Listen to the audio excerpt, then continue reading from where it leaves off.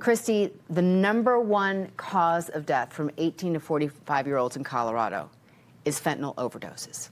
Yeah, which is absolutely tragic. Advance Colorado, who I work for, we're turning in over 200,000 signatures today for a ballot measure that would actually really help solve this issue and crisis of fentanyl in Colorado.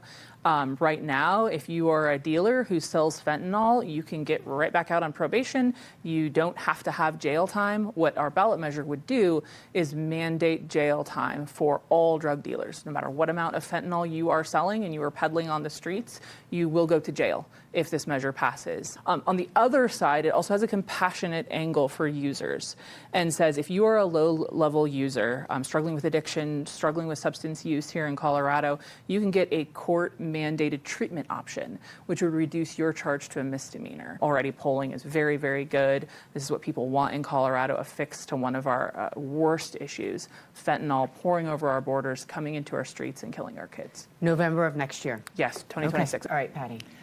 It's fascinating to just figure out who forgot they had a lot of fentanyl in a Highlands Ranch storage unit, the mean streets of Highlands Ranch. But I think people will be in favor of this. I think the odds are good it will pass. But the question is the low level. So someone has pills. They might not know they're fentanyl. They share them with the friends, and that's the borderline. When is it dealing? When is it just stupid sharing? And I think that is what people will be wondering, how they can deal with it. Eric, your thoughts? I thought the story out of Highlands Ranch was fascinating. I mean, just the size of this, and as Patty says, the mean streets of Highlands Ranch. I think that's a new reality TV show, or if not, it should be. It shows that the drugs are everywhere. It does show the Right? drugs are everywhere, Kyle, which is exactly the point of this. I mean, Christy knows these stories, these individual stories inside and out.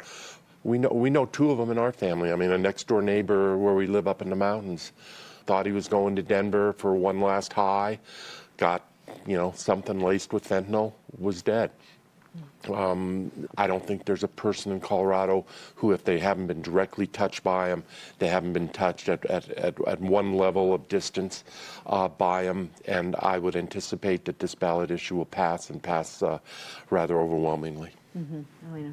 Behind the scenes of all of this is the fact that drug traffickers really exploit Colorado for its geographic location, and we're seeing how that plays out. You mentioned the terrible overdose stats of Colorado, and overdose stats nationwide are really bad. So I think the Advance Colorado ballot measure, assuming it does make the ballot, is going to draw huge interest from voters, especially all of the people who have been touched by this issue.